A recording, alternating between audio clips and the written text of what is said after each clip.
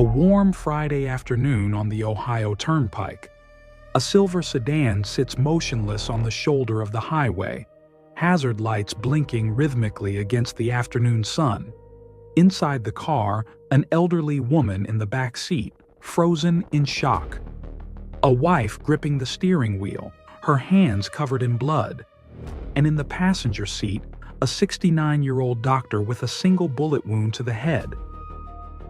The wife is screaming into her phone. Between sobs, she tells the 911 operator that a robber appeared out of nowhere. Short, dressed all in black, a mean, threatening voice. He demanded her husband's wallet, she heard a muffled pop, and then he vanished, speeding away in a black van that seemed to materialize and disappear like smoke. A random highway robbery, a senseless tragedy, a widow left to grieve. That's what everyone believed. That's what the evening news reported. That's what the community accepted as they gathered around the devastated wife to offer their condolences. But 30 miles back, at a service plaza in Portage County, a grainy surveillance camera had captured something strange. Something that didn't fit the widow's story at all. The footage showed Donna Moonda, hours before she would dial 911, looking directly at a man parked across the lot. Just a glance? 2 seconds? Maybe 3? The kind of look you give someone you know, someone you're expecting to see. That glance would unravel everything.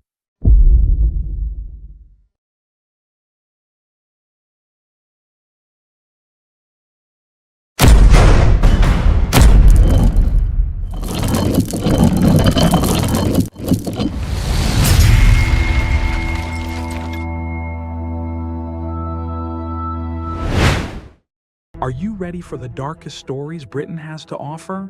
Introducing our new book, Unreal True Crime, British edition. 35 shocking true murder cases that will keep you on the edge of your seat.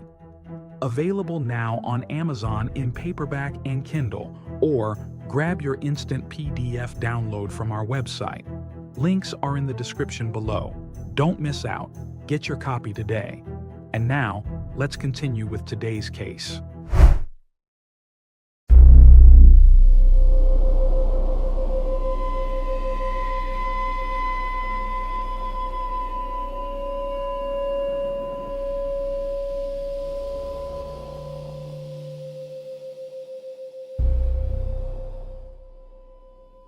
Dr. Donna Moonda had spent 40 years building something. Not just a medical practice or a career, but a legacy that would outlast him.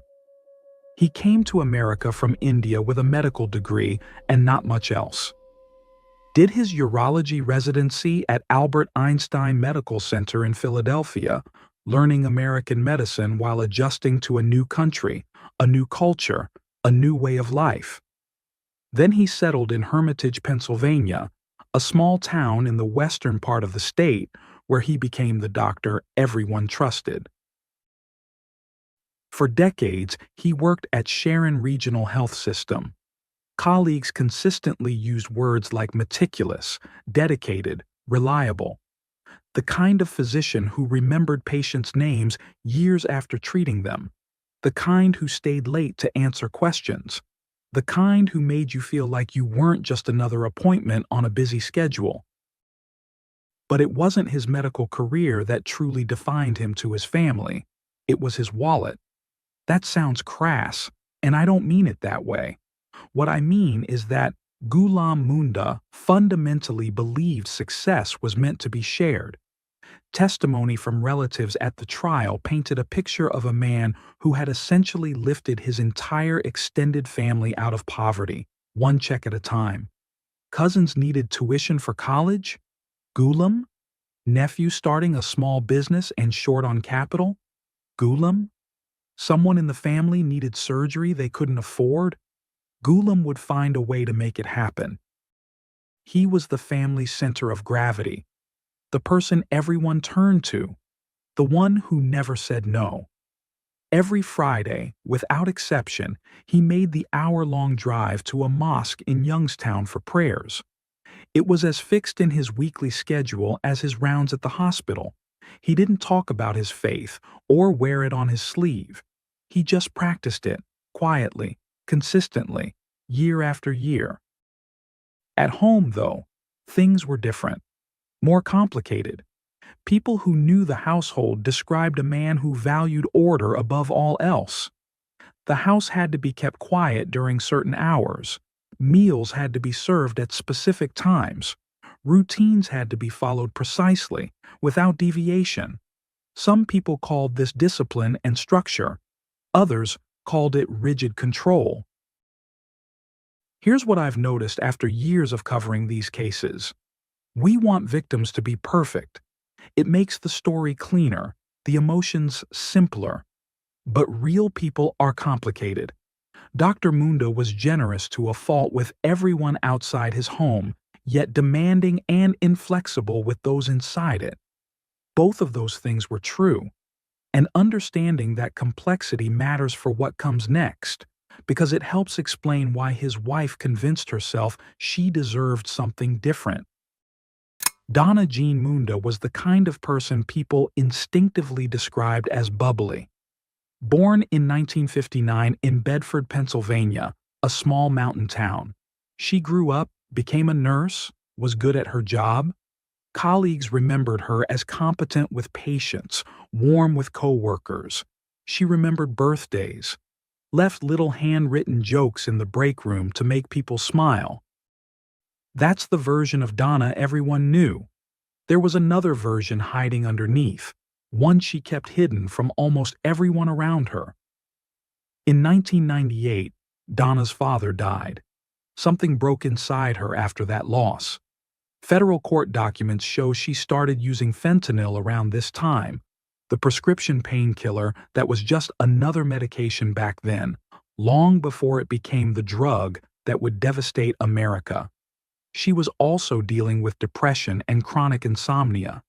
She self-medicated to dull the grief and kept on smiling in public. People who testified about her later said there was a noticeable shift after her father passed. The bubbly Donna became withdrawn, harder to reach. She was fighting demons nobody knew about, medicating herself while desperately trying to maintain the facade. For 6 years, she held it together. Then in 2004, the facade cracked. She got caught stealing prescription painkillers from her employer and was fired immediately. For a nurse, that's not just losing a job. That's losing a professional identity, a career, everything you spent years training for. Donna checked into Gateway Rehabilitation Center to get clean and try to rebuild. That's where she met Damian Bradford. Bradford was in his early 30s, roughly 15 years younger than Donna, small-time drug dealer from a completely different world than the one she inhabited. They sat in the same therapy circle, sharing their failures, their shame, their fragile hopes for something better. Rehab has a way of stripping away the barriers that normally separate people. The hedge fund manager and the homeless addict share the same room.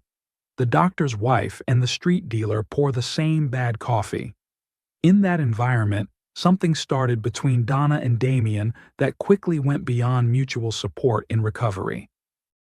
She started giving him things, not small tokens of affection, serious gifts, cash, lots of it, a car, an apartment, multiple cell phones so they could communicate secretly. Court testimony would later describe a relationship built as much on transactions as on genuine attraction. She had money and status. He had youth and attention. It was combustible from the very beginning. Back in Hermitage, Dr. Moonda seemed completely oblivious. His wife had completed her rehabilitation program. She was supposed to be better now. Normal life was resuming its rhythm. He had no idea she was spending thousands on another man. No idea about the secret phones, the hidden meetings, the entire parallel life she was building alongside their marriage. Here's where the money comes in, and I want to break this down carefully because it's crucial to understanding everything that followed. The Moondas had a prenuptial agreement. If Donna divorced Ghulam, she would walk away with approximately $250,000 plus some shared assets. That's substantial. But it wasn't enough to maintain the lifestyle she had grown accustomed to as a doctor's wife. And it certainly wasn't enough to keep funding an affair with a younger man who had expensive tastes. If Ghulam died while they were still legally married, the math changed dramatically. His estate was worth somewhere between $3 and $6 million. Here's a detail that stopped me cold when I was researching this case. According to what Bradford told investigators later, Ghulam actually offered Donna $1 million to walk away from the marriage. A clean break. No questions asked. $1 million free and clear. She said no. She told Bradford she wanted what she felt she deserved. I've spent a lot of time thinking about that word, deserved. It suggests something beyond greed. It suggests entitlement, resentment, the deep-seated feeling that life had somehow shortchanged her and someone owed her the difference. That one word explains more than any financial spreadsheet ever could. They didn't just talk about killing Donna Moonda in abstract terms. They sat down and planned it, discussed scenarios, considered logistics. This wasn't a crime of passion building to an explosive moment. This was premeditated in the fullest sense of that word. The first idea was to attack Ghulam during his Friday mosque visits in Youngstown. Bradford would stake out the location, wait for the doctor to arrive alone, and make it look like a random robbery that turned violent. Week after week, he tried to find the right opportunity. Week after week, something went wrong. Too many witnesses, wrong timing, cars in the wrong places. The plan kept stalling out. Then came the trip to Toledo. Dr. Moonda's nephew was buying a house in the Toledo area, and Ghulam wanted to see the property himself, give his opinion on the investment, help out with the decision, as he always did with family matters. Donna saw the opportunity immediately. The morning of May 13th, she met with Bradford and handed him a printed copy of their entire driving route, told him exactly where they would be and when, gave him her cell phone number so she could signal their progress along the way. Then she went home, helped her elderly mother Dorothy into the back seat of the car, and started the drive to Toledo with her husband beside her in the passenger seat. Behind them, at a careful distance, Bradford followed in his own vehicle. Throughout the trip, Donna sent text messages, not to friends checking in, not to family members coordinating schedules, to Bradford, quick updates on their location along the turnpike, signals letting him know exactly where they were in the route. They stopped at a service plaza in Portage County somewhere along the way. Bathroom break, maybe coffee from the vending machines. Dr. Moonda had no reason to notice the man parked in a vehicle across the lot. Why would he? It was just another traveler at a rest stop. But Donna noticed him. The surveillance camera captured it, her gaze shifting to the side, finding Bradford's car, lingering for just a moment. A brief glance across the parking lot between two people who, according to the story she would later tell police, had never met before. That footage would become one of the most damning pieces of evidence in the entire case. Two people making eye contact who shouldn't have known each other existed. They got back on the turnpike. Another 30 minutes of driving into the late afternoon. Then Donna pulled the car onto the shoulder of the highway and stopped. Later, she would tell police she stopped because she was tired and wanted to switch drivers with her mother. Her mother Dorothy would give a different explanation entirely, saying she had a stomachache and asked Donna to pull over. The stories didn't match, but in the chaos and confusion of the immediate aftermath, investigators didn't focus on the discrepancy right away. A car pulled up behind them on the shoulder.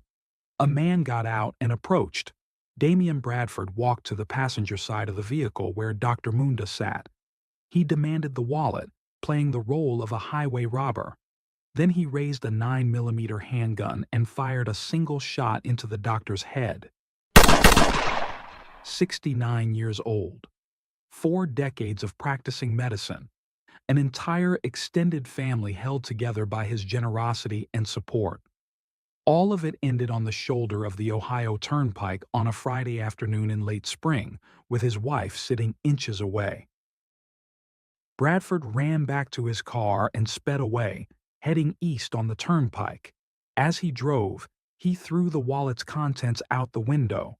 Credit cards, driver's license, papers, all scattered across the median and shoulder for investigators to find scattered over the following days. Donna reached for her phone and called 911, and the performance of her life began. When Ohio State Highway Patrol troopers arrived at the scene, they found a woman covered in her husband's blood, apparently hysterical, barely able to form coherent sentences through her sobbing. She told them about the robber, short man, dressed head to toe in black, with a mean and threatening voice. He came out of nowhere, she said, demanded the wallet. She heard a muffled bang, and then he was gone. Vanished in a black van before anyone could react. She said she hadn't noticed anyone following them during the drive. Couldn't describe the attacker's face in any useful detail. Her memory was foggy, traumatized, unreliable. She was just a victim, just a widow now. In the following days, Donna gave tearful interviews to local television stations. The community responded with an outpouring of sympathy. People who knew the Moondas gathered around the devastated widow to offer comfort and support. But certain details weren't adding up. The wallet, for instance. Donna claimed the robber took it and fled with it as he escaped. But surveillance footage from the service plaza clearly showed her holding her husband's wallet during their stop there. If the robber took the wallet during the crime, why did she have it in her hands hours earlier at the rest stop? Then there was something else that emerged later in the investigation, a detail that still disturbs me whenever I think about this case. According to testimony that came out at trial, Donna had actually wanted Bradford to shoot her during the attack. Just a flesh wound, she suggested. Something superficial. Something to make her story more believable, to cement her status as a victim rather than a suspect. Bradford refused to do it. Think about that for a moment. Even while planning her husband's murder, she was worried about the credibility of her performance afterward. Worried enough to ask for a bullet in her own body. That's how calculated every aspect of this scheme was. Investigator Judy Neal took over the case and started methodically pulling at every loose thread she could find. Turnpike records came first. Every vehicle that entered and exited the highway system was logged with precise timestamps. By painstakingly cross-referencing all the times and locations, investigators could identify cars that had traveled the same route as the Moondas on that Friday afternoon. One vehicle's timing matched too perfectly to be coincidence. Cell phone records came next. This is where Bradford made his biggest and most fatal mistake. His phone pinged off cell towers near the Moonda home before the family even left that morning. Then it pinged towers along the turnpike as they drove, then at the service plaza, then near the location where the crime occurred. Digital breadcrumbs scattered the entire way, creating a clear trail of his movements throughout the day. But the real break in the case came from somewhere investigators hadn't expected. 6 days after the murder, a woman called the tip line. She gave her name as Charlene Farr. It didn't take long to determine her real identity. Charlene McFrazier, Damian Bradford's girlfriend. She knew about the affair with Donna, knew about all the expensive gifts, the apartment, the cars, the secret phones, and she knew, or at least strongly suspected, What Bradford had done for the doctor's wife? Jealousy? Maybe. Self-preservation? Probably. Revenge for being betrayed? Almost certainly.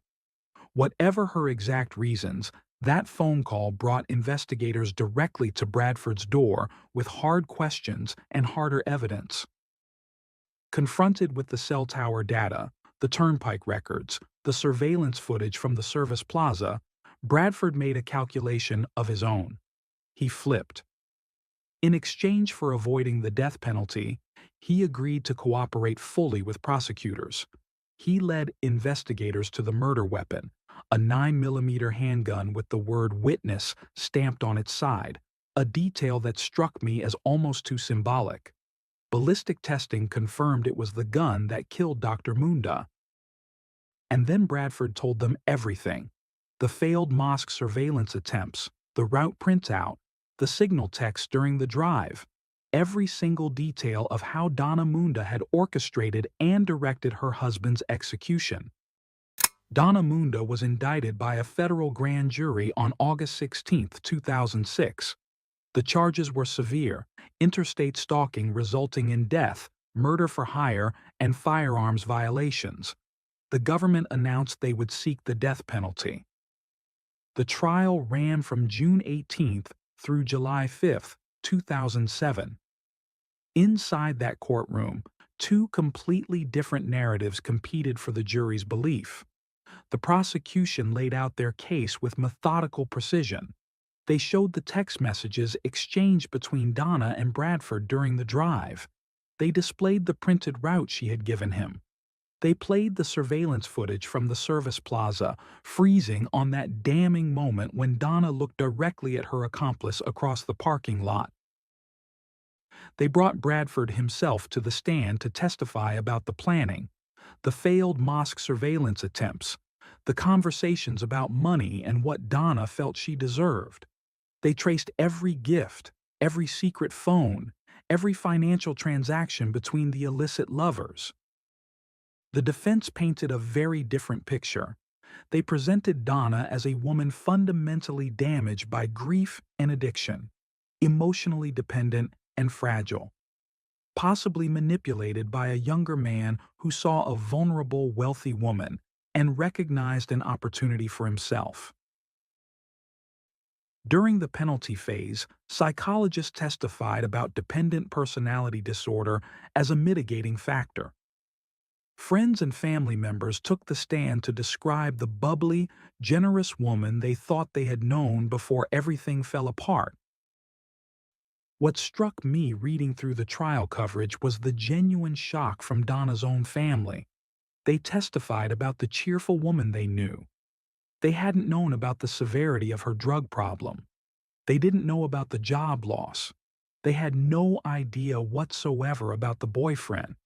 She had hidden entire chapters of her life from the people who loved her most. On July 6, 2007, the jury returned with their verdict, guilty on all counts. The penalty phase followed. The government was still seeking death. But after hearing testimony about Donna's childhood, her losses, her mental health struggles, the same jury that had convicted her chose life imprisonment instead of execution. On September 21, 2007, Donna Moonda was formally sentenced to life in federal prison. Years later, the Sixth Circuit Court of Appeals would review her case thoroughly and affirm all convictions. Was the sentence appropriate? I honestly don't know. Life in prison is one of the severest punishments our system can impose. But a man who dedicated his life to helping others was executed on the side of a highway because his wife decided she deserved his money more than he deserved to live. There's no sentence that truly balances that equation. There's a postscript to this case that I think reveals something important about who these people really were. Bradford cooperated with prosecutors, testified against Donna, served his time. He was eventually released from federal prison around December 2020. Less than 2 years later, he was back in the headlines. In 2022, he was involved in a violent confrontation at a convenience store that ended with a Pennsylvania state trooper getting shot in the leg. Bradford was convicted and sentenced to 36.5 to 73 years in state prison. Then he received an additional 10 years in federal prison for violating his supervised release, to be served consecutively after the state sentence. His own defense lawyers acknowledged during sentencing proceedings that this effectively means he will die behind bars. People have asked me whether Bradford was a predator who targeted a wealthy, vulnerable woman, or a pawn who got manipulated into violence by someone more calculating than himself. I think the truth is messier than either of those narratives. Two deeply damaged people found each other at rock bottom, fed each other's worst impulses, and built a deadly fantasy together. She provided the resources, the motivation, and the target. He provided the violence. Neither one of them was an innocent party in this tragedy. Dr. Ghulam Munda's family still talks about his generosity, the relatives he helped through school, the patients who remember him with gratitude decades after he treated them, the way he showed up reliably every single Friday at the mosque in Youngstown. His murder wasn't random.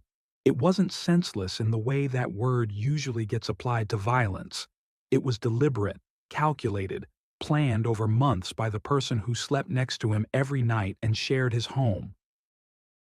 What haunts me about this case isn't the violence itself, it's that moment at the service plaza, Donna's eyes finding Bradford across the parking lot, a glance that said, "Soon, now." She knew exactly what was coming in the next hour, had planned every step meticulously, and she still went through with it, still got back in the car with her husband and mother, still drove another 30 minutes knowing what would happen when they stopped. The prosecution called it greed. The defense called it dependency and mental illness. I think it was something harder to name and more disturbing to contemplate. A toxic combination of resentment, entitlement, and the unshakable belief that she deserved a different life, and someone owed her the difference.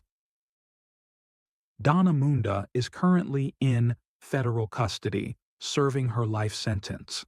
Damian Bradford will almost certainly die in prison as well. Charlene McFrazier, the girlfriend whose jealous phone call cracked the case open, pleaded guilty to lying to investigators. And in western Pennsylvania, there's a family that's still missing the man who held them all together. This case reminded me of something I covered a few months ago, a similar pattern where a spouse convinced a lover to do what they couldn't bring themselves to do alone. There's something about that dynamic I keep seeing in these murder-for-hire cases. The person with the motive finding someone else willing to pull the trigger. It's cowardice dressed up as partnership. If this one got under your skin the way it got under mine, leave me a comment. I always want to know what you think, especially on cases like this one where the motives are so tangled up in money, resentment, and twisted ideas about what we deserve from life. Until next time.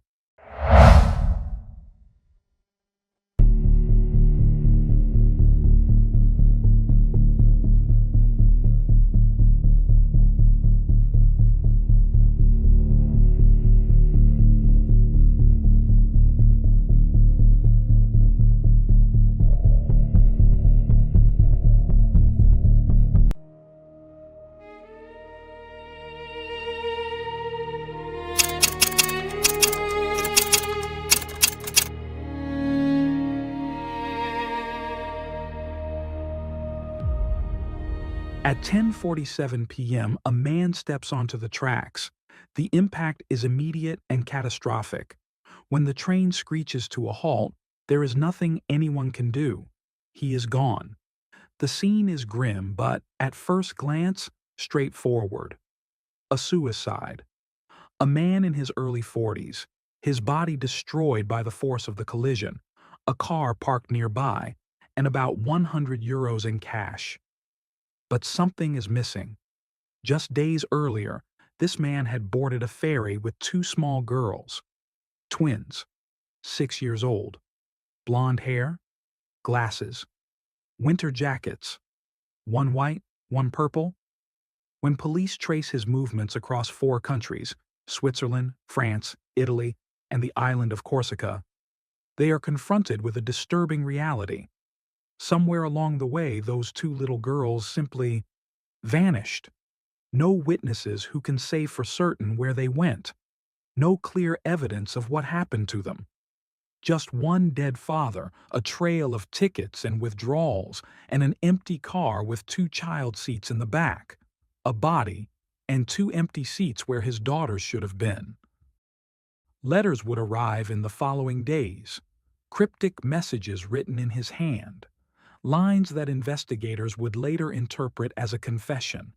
But even those words would not settle the questions that still torment those who love the children most. Because this is not just the story of a suicide, and it is not just the story of 2 missing children.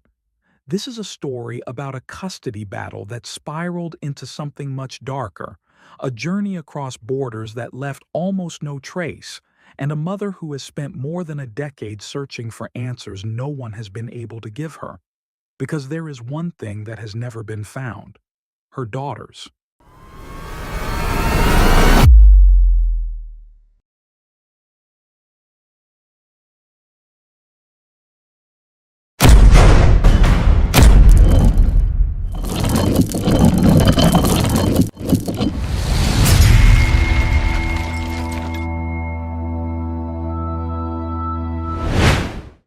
Are you ready for the darkest stories Britain has to offer? Introducing our new book, Unreal True Crime, British edition. 35 shocking true murder cases that will keep you on the edge of your seat. Available now on Amazon in paperback and Kindle, or grab your instant PDF download from our website.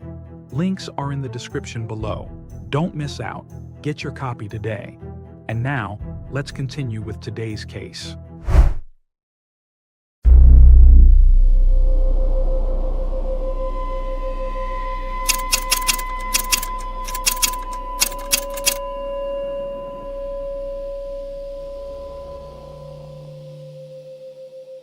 Alessia Shep and Livia Shep were born on October 7, 2004, identical twins.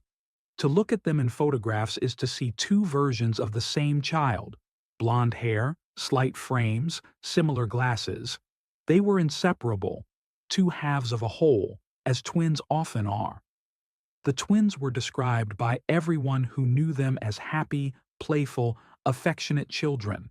They clung to their mother, adored their father, and navigated their bilingual world, French and Italian, with ease.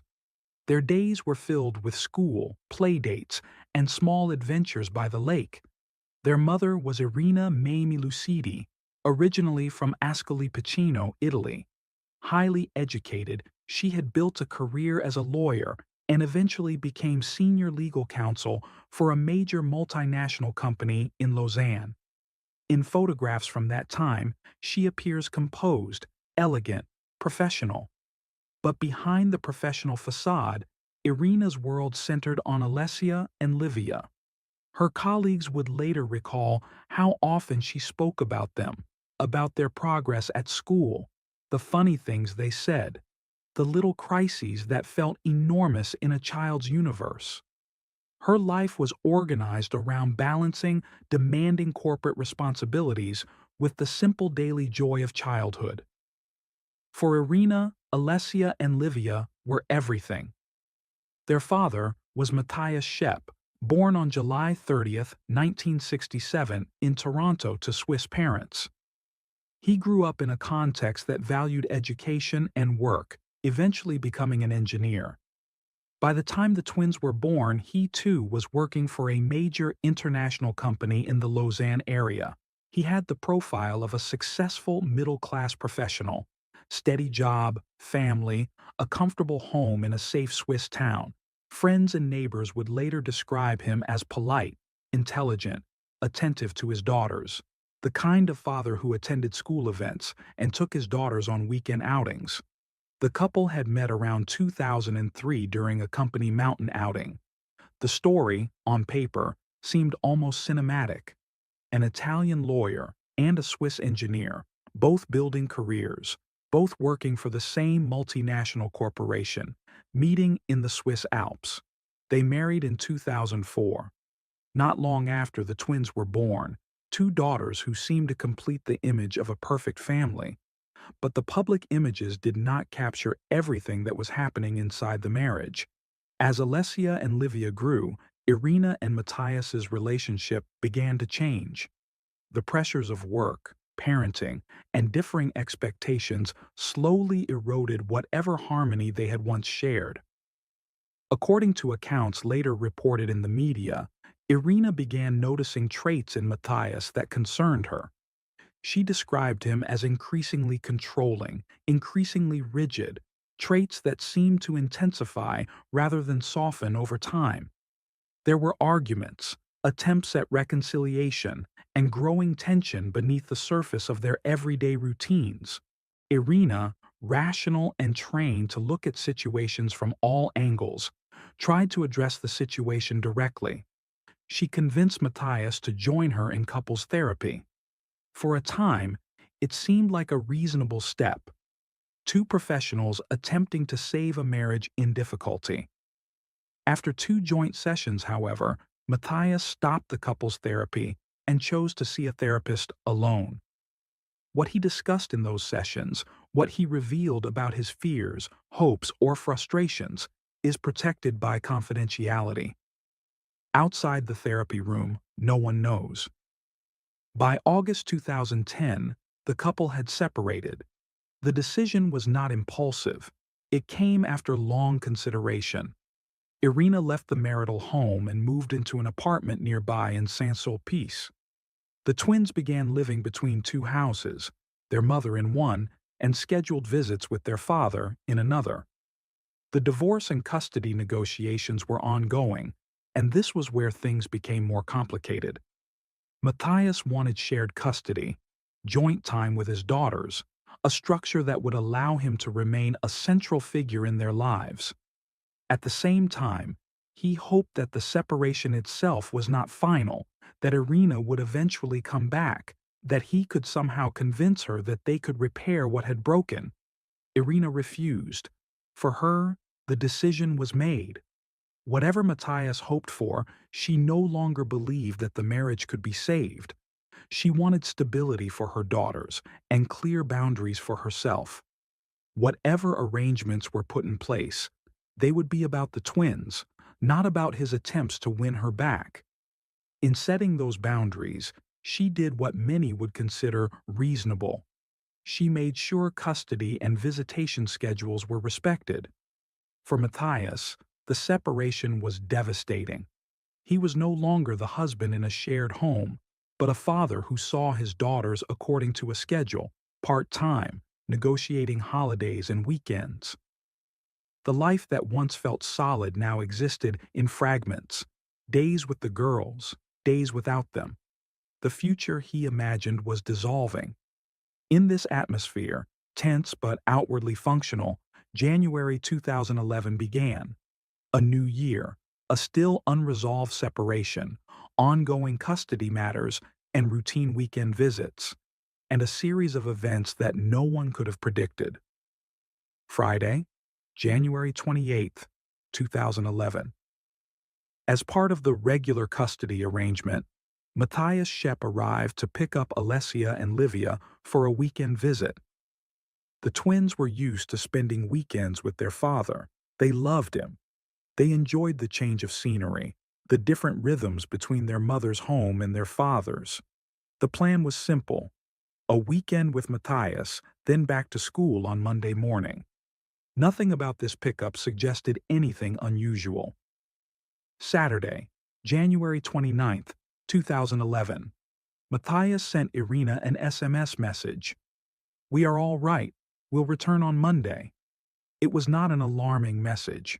If anything, it sounded like reassurance. The girls were fine. The weekend was going smoothly, and the schedule was slightly adjusted. Sunday, January 30th, 2011. At some point that day, the twins were seen playing with a neighbor's child near Matthias's residence in Saint-Sulpice. By early afternoon, Matthias collected the twins and left with them. In the hours that followed, his movements would begin to deviate from any normal weekend routine. Sometime after 6 p.m., his car crossed from Switzerland into France, not far from Geneva. The border crossing itself was unremarkable, one car among many, but it marked the beginning of a journey that would later be reconstructed in painstaking detail. At 6:21 p.m. near Annecy, Matthias sent another SMS to Irina. He told her that he would bring the girls back to school the next morning. It was the last message he ever sent her. At 7:38 p.m. near Lyon, Matthias turned off his mobile phone. It would never be switched on again. That Sunday night, Alessia and Livia should have been preparing for another week of school.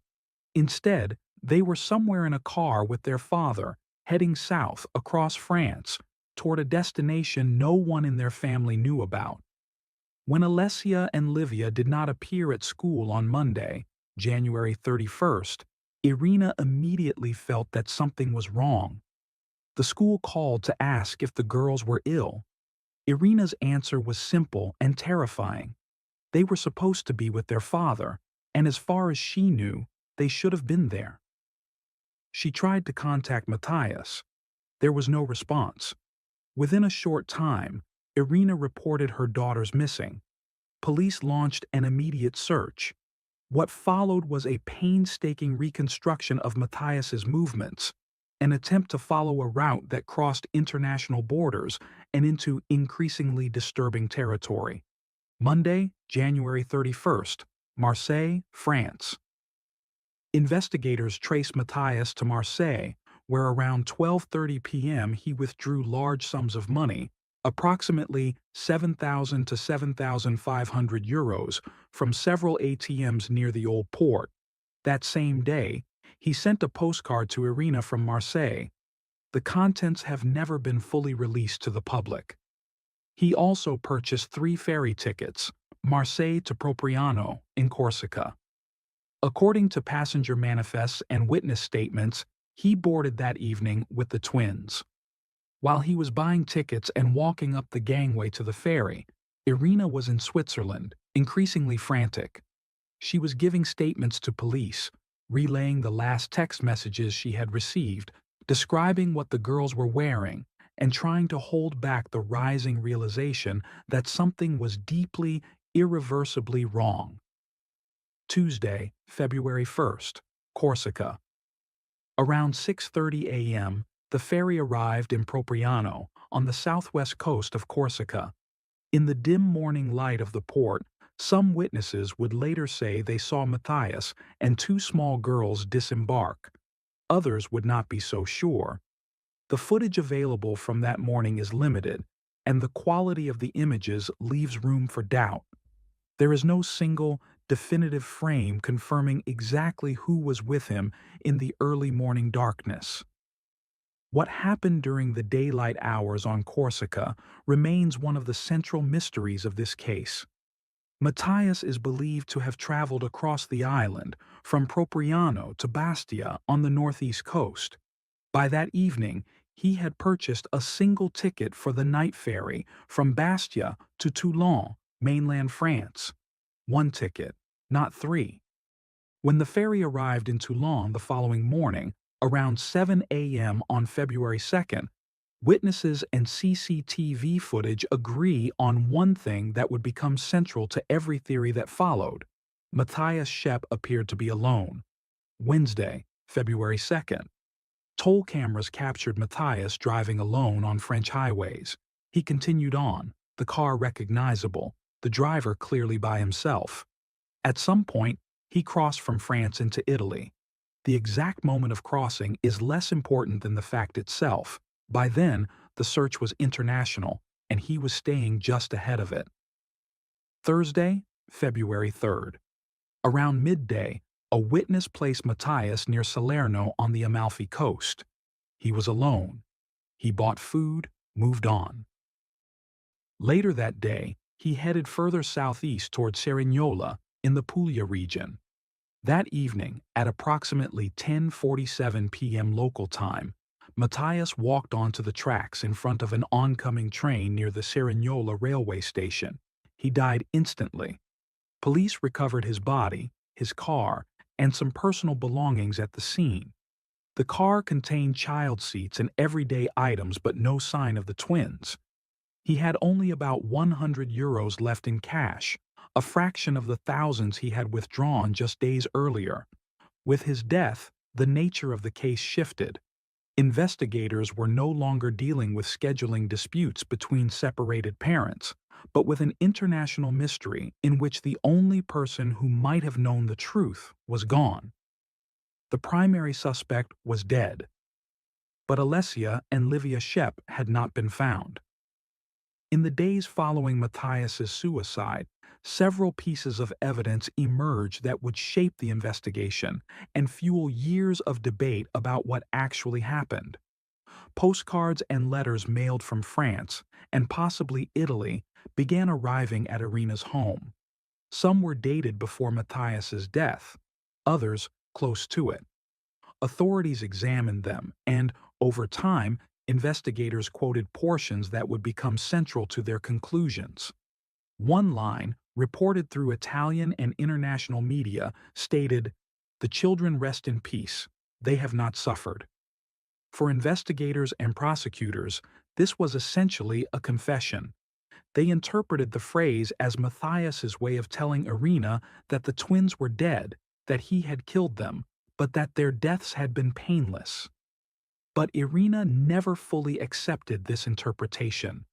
Without bodies, without forensic confirmation, she refused to consider her daughter's deaths as certain until she has definitive evidence. Forensic analysis of Matthias's computer revealed searches that, in retrospect, appear chilling. He had researched firearms and poisons. He had also researched ferry timetables to Corsica. This was not a man who snapped impulsively. This was someone who had considered violent solutions, considered escape routes, and examined transportation options. The pattern suggested calculation, not momentary desperation. The financial trail raised its own questions. Matthias withdrew large sums of cash in Marseille, then mailed envelopes containing several thousand euros to Irina, money he had mailed to her before he died. But when his body was recovered at the train station, he had only about €100 on him. Where did the rest go? Had he spent it on travel and expenses? Had he hidden it somewhere? Had he given it to someone in exchange for something? The missing money became a piece of circumstantial evidence supporting multiple, conflicting theories. Authorities conducted extensive searches in Corsica, particularly around Propriano, Bastia, and other coastal and inland areas that Matthias might have visited. Some media reports mention traces of blood found on rocks in one area, but public reporting suggests no conclusive identification was ever made. Investigators also searched Lake Geneva, the twins' home area, and regions of southern Italy around Cerignola. No remains were found. No confirmed physical evidence of the girls was ever recovered. Taken together, the letters, the computer searches, the missing money, and the failed searches drew only the rough outline of a tragedy. Turning that outline into a coherent account of what had happened to Alessia, and Livia fell to investigators spread across 3 countries. The case presented investigators with an almost impossible challenge. The only adult who might have known the full truth was dead.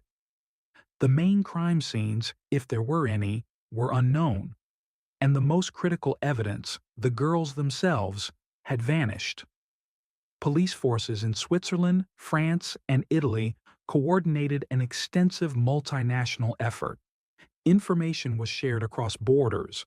Interpol notices were issued.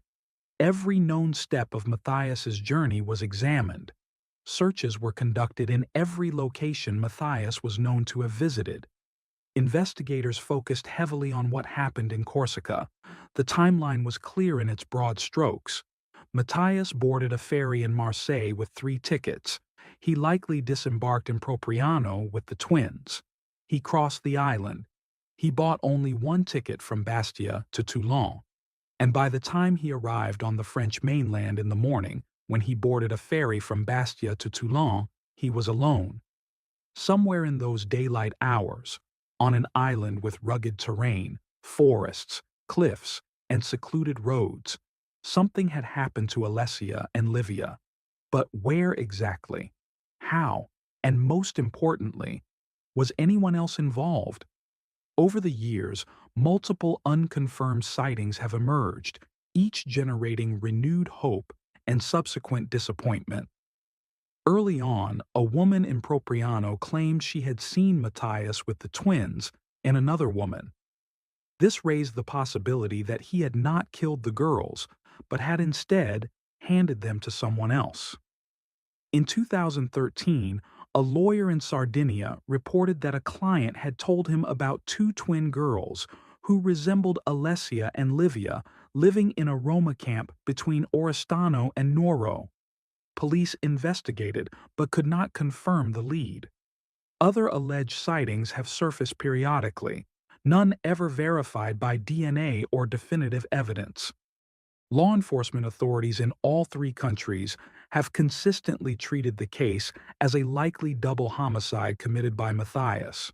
From their perspective, the letters, the searches on his computer, the missing money, and the absence of any confirmed sightings of the twins all point in the same direction. The working theory is that he killed his daughters, most likely in Corsica, and then killed himself. But because no bodies have ever been found, a different possibility has stubbornly persisted, especially in the mind of their mother, that Matthias's letters were designed to make everyone stop looking, that he had given the twins to someone else, perhaps a person or group he believed could raise them, perhaps in a community beyond the immediate reach of European authorities. Without physical evidence, neither theory can be definitively proven. The case remains officially open. Officially, Alessia and Livia remain classified as missing persons. Without bodies, without forensic confirmation, no jurisdiction has declared them legally dead. For Irina, the absence of a trial meant the absence of answers. There was no moment of resolution, no formal acknowledgement of guilt, no opportunity to hear a prosecutor lay out a narrative that could at least be confronted, accepted, or challenged. There were only files, theories, and the devastating reality of not knowing. In the years since, she has transformed her grief into action. She founded Missing Children Switzerland, an organization dedicated to supporting families of missing children and improving the systems that respond when a child disappears. The foundation became a way of pushing back against silence, a way of insisting that children like Alicia and Livia not be forgotten. It became a platform for helping others facing the same nightmare. Over the years, age-progressed images of Alessia and Livia have been created, showing how they might look as teenagers, then young adults. Each new image is a painful reminder of the life that has passed while their fate remains unknown. Television documentaries and true crime programs have revisited the case, each time generating renewed attention and renewed sightings, most of which lead nowhere. And through it all, Irina has maintained the same position. Until someone can show her conclusive proof that her daughters are dead, she will not declare them gone. Without bodies, without physical evidence, the door remains open. Perhaps this is denial. Perhaps it is the only way a mother can continue living in the face of such uncertainty. Perhaps it is both. What is clear is that, for Irina, hope is not a naive fantasy, but a survival mechanism, a refusal to surrender completely to the possibility that somewhere, somehow, Alessia and Livia are not alive. As of today, The Shep twins would be around 20 years old, young women on the threshold of full adulthood. Whether they are alive somewhere in the world or whether their lives ended back in 2011 and exist now only in memory and photographs, is a question that remains unanswered. If stories like this one matter to you, if you believe that paying attention, sharing, and remembering can make a difference, then keeping Alessia and Livia's names alive is, in itself, an act of resistance against forgetting. Every retelling, every image shared helps keep these names alive in the public consciousness. Because as long as we remember them, there is still a chance that someone, somewhere, will know something. And that is something worth holding on to.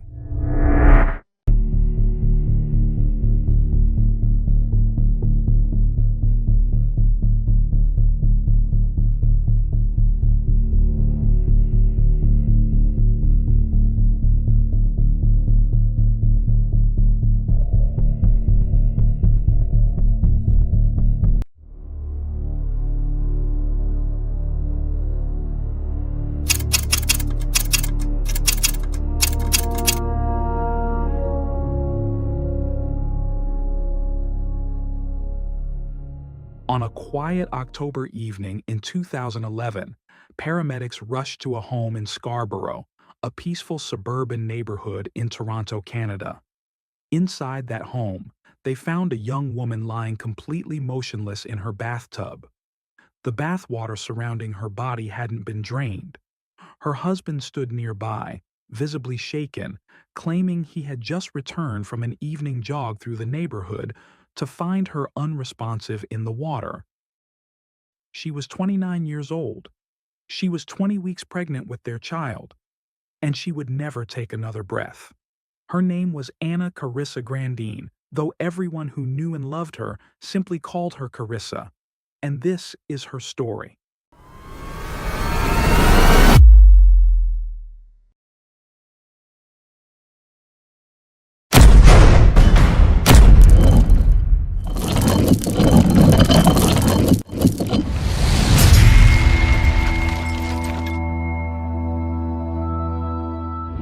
Are you ready for the darkest stories Britain has to offer?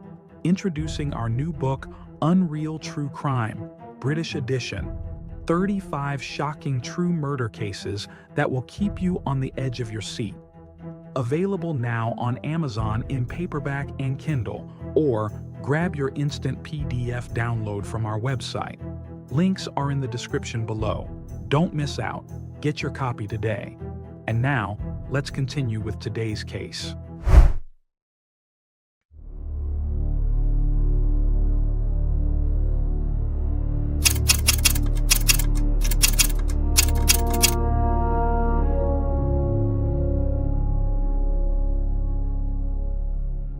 Anna Carissa Grandine grew up in a close-knit community centered entirely around faith and family.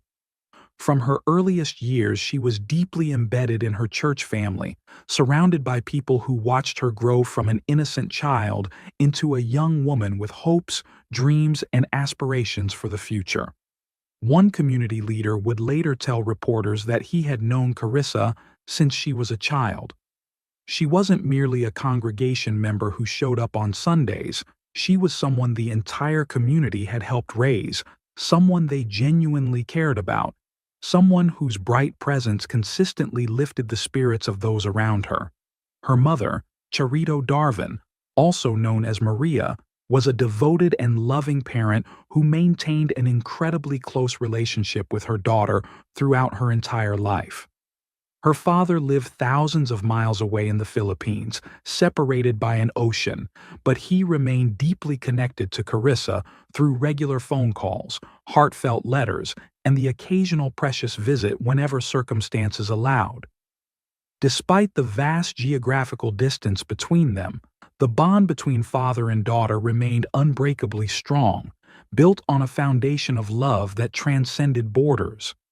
As Carissa matured into adulthood, she carried with her all the values that had been carefully instilled during her upbringing: unwavering faith in God, deep commitment to family, trust in her community, and boundless hope for the future.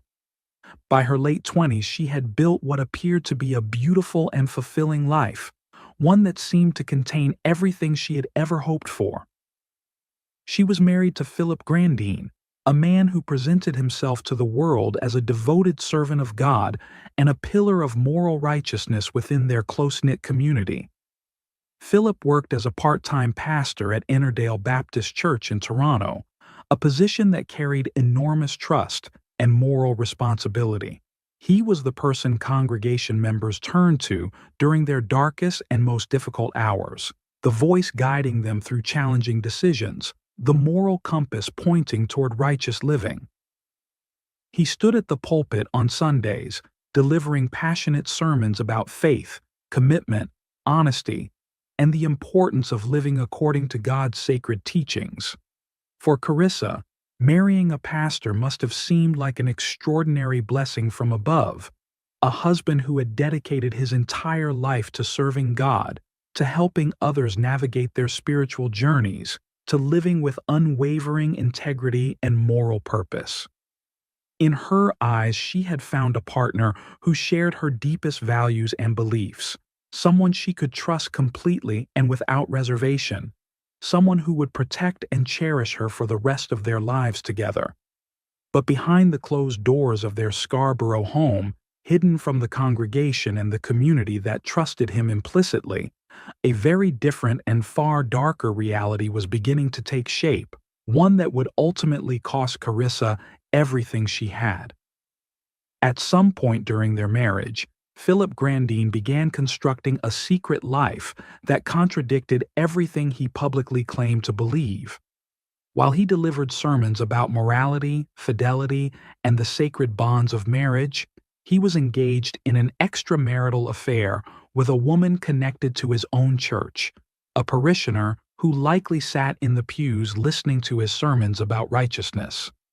While he counseled couples about honesty and trust, he was consuming pornography in secret, indulging in the behaviors he publicly condemned from the pulpit.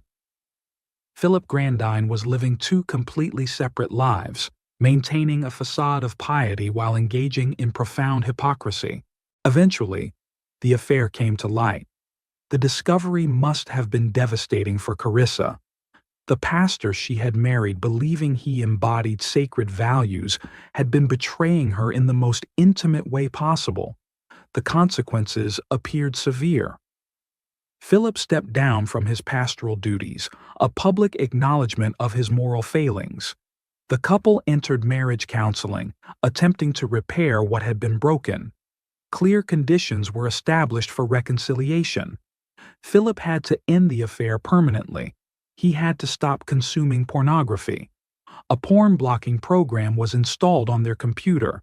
From the outside, it might have appeared the Grandines were working through a difficult period. Carissa, believing in the redemptive power of forgiveness, gave her husband another chance. By October 2011, there was reason for optimism. Carissa was pregnant, 20 weeks along, safely past the most dangerous period of early pregnancy.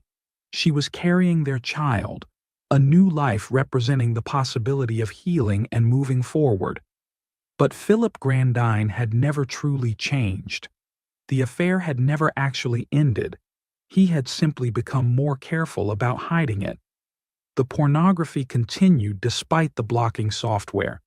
The conditions of reconciliation were nothing more than another layer of deception. According to evidence that would later emerge in court, Philip viewed his pregnant wife not as a blessing, but as an obstacle, a barrier between him and the double life he truly wanted. The prosecution would later argue that as Carissa's pregnancy progressed, Philip began formulating a plan to remove that obstacle permanently. Philip Grandine's second job provided him with exactly the means he needed. In addition to his pastoral work, Philip was employed as a nurse manager at a nursing home. This position gave him regular, unsupervised access to controlled medications, including benzodiazepines, powerful sedative drugs. One such medication was lorazepam, better known as Ativan. Lorazepam can cause significant drowsiness, mental confusion, impaired coordination, and memory problems. When combined with factors like warm bath water and physical exhaustion, the effects can become dangerous, even fatal. Carissa Grandine had never been prescribed lorazepam. There was no innocent explanation for why it would be in her body, yet approximately 3 days before her death, around October 14, 2011, something concerning happened. Carissa went to the hospital with troubling symptoms, unexplained sleepiness, confusion, and disorientation. Physicians took blood samples, but, with no reason to suspect anything sinister, didn't test for sedatives. Carissa was examined, monitored, and sent home when her condition stabilized. 3 days later, she would be dead. It was only after her death that those hospital blood samples were tested for additional substances. The results sent shockwaves through the investigation. Lorazepam was present 3 full days before she drowned. This wasn't an isolated incident. According to findings later established by Justice Faye McWatt, Philip Grandine had administered lorazepam to his wife on multiple occasions without her knowledge. The hospital visit wasn't the beginning of something sinister. It was evidence of an ongoing pattern of secret sedation. The judge made a critical observation that demolished the defense's theory. If Carissa had knowingly taken lorazepam herself, she would not have been confused about her symptoms. She would have known she had taken a sedative. The fact that she arrived at the hospital bewildered and unable to explain her symptoms pointed to one conclusion. Someone was drugging her without her knowledge. That someone had access to lorazepam through his job. That someone had motive. That someone was Philip Grandine.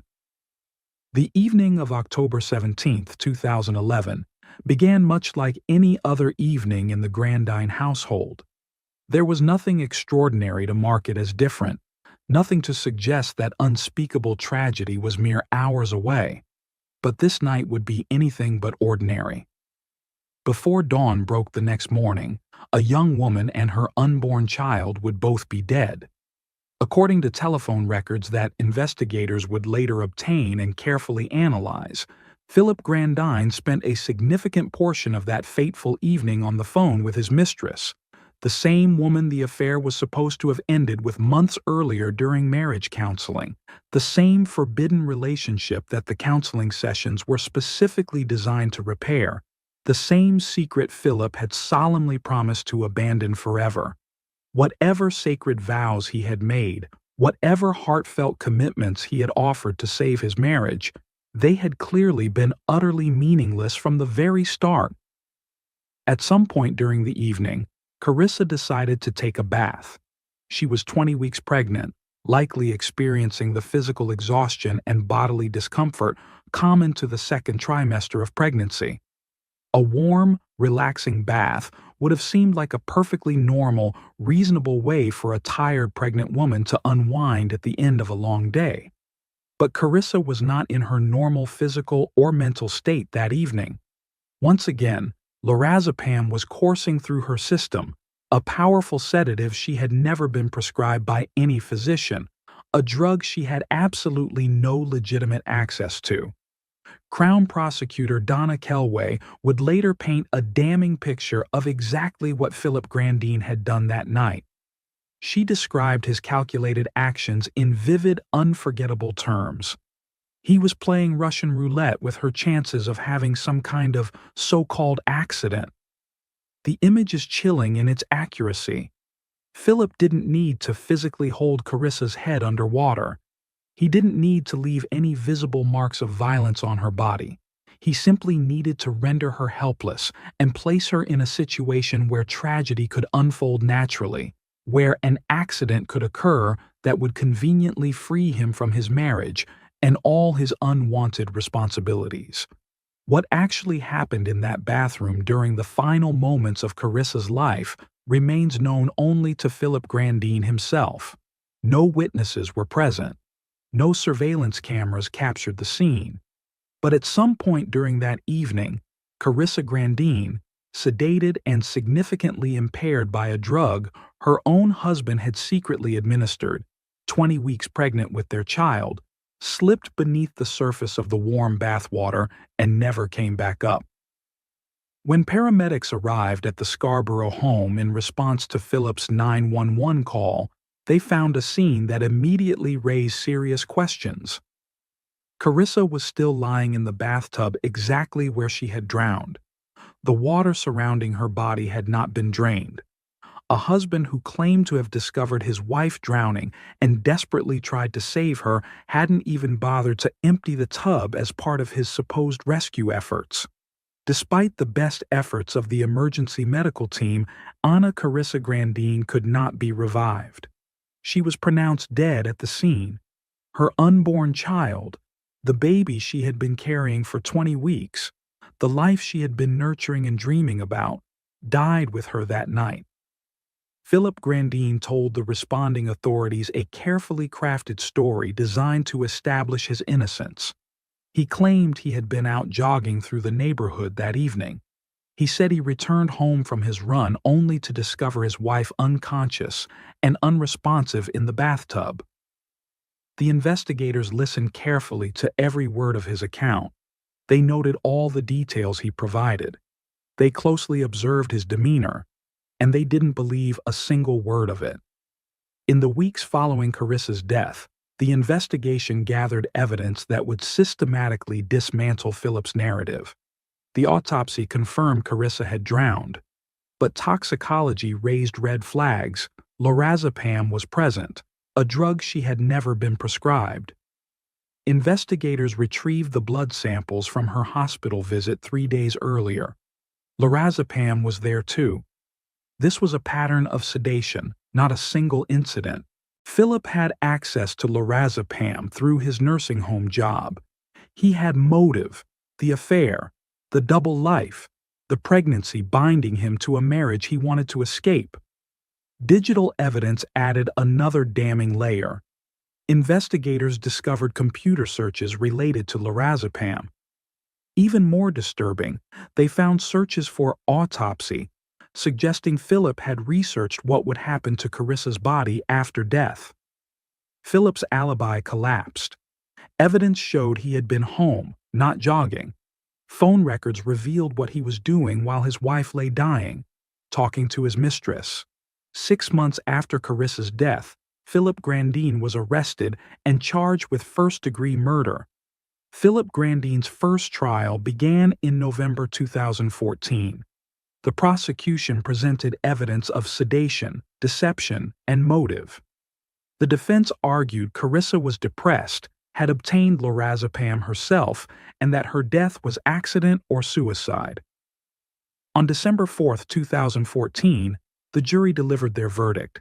They rejected first-degree murder, but also rejected the defense's theory. The verdict: guilty of manslaughter. The jury concluded Philip's reckless actions had caused his wife's death. He had created the dangerous conditions leading to her drowning. In January 2015, Philip was sentenced to approximately 15 years in prison. Justice, it seemed, had been served. But Philip wasn't finished. His legal team began preparing an appeal. On September 15, 2017, Philip received news that would force Carissa's family to relive their nightmare. The Ontario Court of Appeal granted a new trial. The appeals court found issues with how certain evidence had been presented. Legal technicalities had created grounds for overturning the verdict. For Carissa's loved ones, the news was devastating. They had endured one trial. Now they would do it all over again. Family friend Cliff McDowell spoke to reporters. It's going to be difficult and stressful. The second trial began February 1, 2019, more than 7 years after Carissa's death. Crown prosecutor Donna Kelway laid out the evidence of Philip's double life, his access to sedatives, and his lies. He was playing Russian roulette with her chances of having some kind of so-called accident, she told the jury. The defense continued arguing Carissa took lorazepam voluntarily, but the argument was increasingly difficult to sustain. On February 28, 2019, the jury returned their verdict, guilty of manslaughter. For the second time, Philip Grandin was found criminally responsible for his wife's death. The sentencing hearing in May 2019 finally gave Carissa's family a chance to speak. Her mother, Carito Darvin, addressed the court. "There must be a just punishment for this heinous act, as my daughter cries out for justice from her grave." Carissa's father had his statement read aloud. He described the journey to Toronto to bury his daughter. "I was so grieved and heartbroken on the way there that I became so dizzy and almost passed out." Deacon Robert Steves spoke to the community's pain. "This has stolen my trust and faith in people." In November 2019, Justice Faye McWatt delivered her findings. She found Philip had researched and obtained lorazepam from his workplace. He had administered it to his wife without her knowledge. He had lied to police about his whereabouts. He had lied about his rescue attempts. Regarding those claimed rescue efforts, the judge was blunt. Had he truly intended to get his wife out of the bath, he would have been able to do so. She called his actions a pretense and a charade. On January 7, 2020, Justice McWatt sentenced Philip to 15 years imprisonment. But 3 days later, another twist emerged. An Ontario Court of Appeal justice granted Philip bail pending his appeal. Justice Benjamin Zarnett noted, "There is a ground of appeal that clearly surpasses the not frivolous standard." Philip Grandin walked out of prison while Carissa remained in her grave. The appeal was heard in 2022. Philip's attorneys argued there were problems with jury instructions and how computer evidence was admitted. On May 9, 2022, the Court of Appeal delivered its decision. Philip Grandin's appeal was dismissed. The court found no merit to his arguments and no basis to interfere with the conviction. Regarding the 15-year sentence, they called it fit and reasonable. Nearly 11 years after Carissa's death, after 2 trials and multiple appeals, the Canadian justice system delivered its final verdict. Anna Carissa Grandin should be alive today. She should have celebrated many more birthdays by now. Her child would be 13 years old enough to be starting middle school, developing their own unique personality, making friends, discovering their passions, building their own dreams for the future ahead. Instead, there are only memories, faded photographs, and a grief that will never fully heal. Carissa placed her complete trust in the person she should have been safest with, her husband, a pastor, a man who publicly dedicated his entire life to serving God and guiding others toward moral living. She trusted him enough to forgive his betrayal when she discovered the affair. She trusted him enough to try saving their marriage through counseling. She trusted him enough to believe his promises that he would change. She trusted him enough to carry his child inside her body. That sacred trust was weaponized against her in the cruelest and most devastating possible way. Philip didn't use violence in the traditional sense. He didn't leave marks or bruises that would immediately draw suspicion.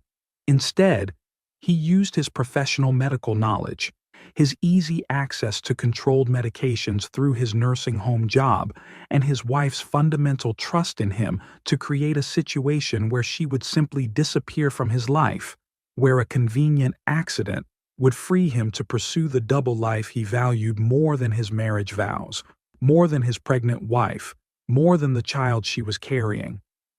The prosecution called it Russian roulette with his wife's life. The judge called it a pretense and a charade. Carissa's grieving mother called it a heinous act that cries out for justice from the grave.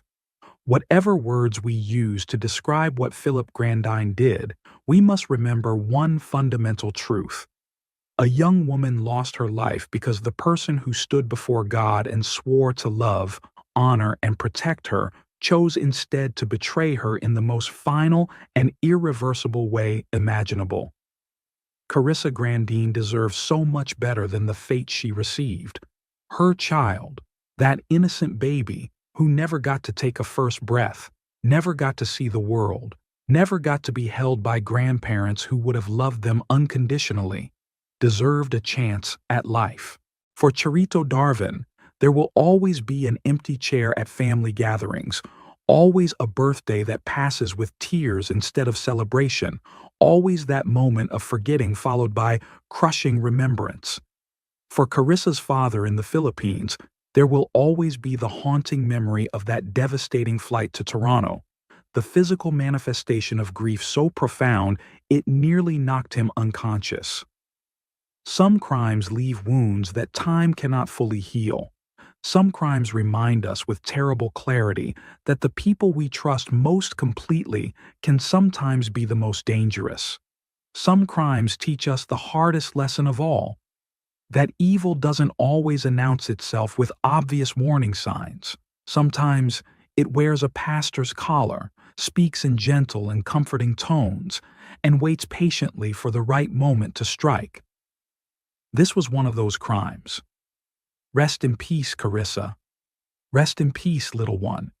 You will not be forgotten.